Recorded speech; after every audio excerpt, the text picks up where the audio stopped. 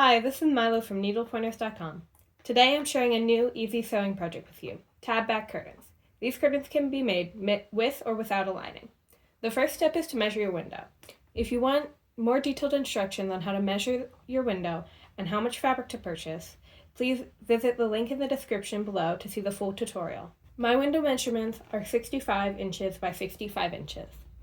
We are using two 54-inch panels of fabric that are 75 inches long. What you need: fabric for curtain, tabs, and lining, lightweight fusible interfacing, if you're using a lightweight fabric for the curtains, sewing machine and other common sewing supplies, iron and ironing board. Cut your panels from the curtain fabric. From the yardage, cut the length of each panel plus 10 inches. If you need to trim the width, cut the width of the panel plus 2 inches. Cut your panels from the lining fabric.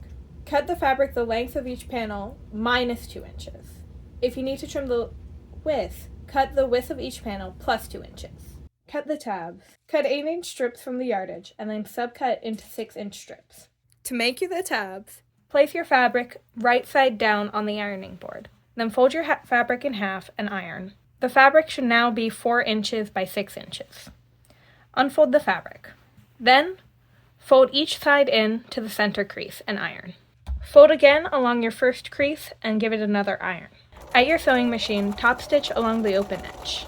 Lay your curtain panel with the right side facing down. Place the lining on top with the right side facing up.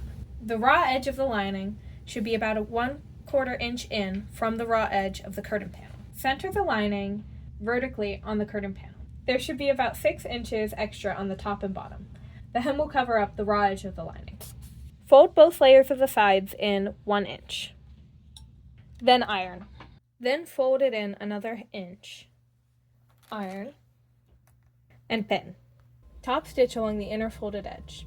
To finish the other side, repeat the same steps. Make sure that the fabric is smoothed out and flat before you start pinning. Now we will hem the bottom edge. First, fold up 1 inch and iron.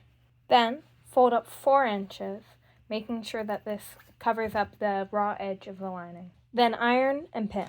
Then, stitch along the top edge. For the top, you will hem it the same as the bottom. Fold up 1 inch and then 4 inches. But do not pin yet, only iron. If your fabric is lightweight, you should add a layer of fusible interfacing along the hem. You should cut a piece of interfacing a little bit less than 4 inches. Open the fold and then iron it to the inside of the hem. Take the finished tabs and slide them between the fold about 1 inch down. Space them evenly across the panel, approximately 6 inches apart. For our panel, this requires 9 tabs. However, if you have a different size panel, you may need to have a different number of tabs. Pin and top stitch along the folded edge. Fold the edge of the tabs under by 1 inch, and then fold them up to the top of the curtain. Iron in place. Then pin.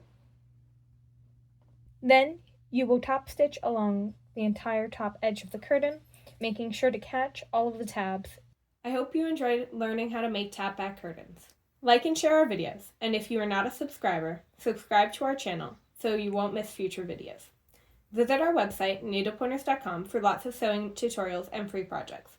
While you are there, sign up for our free weekly newsletter so that you won't miss new tutorials. Happy sewing!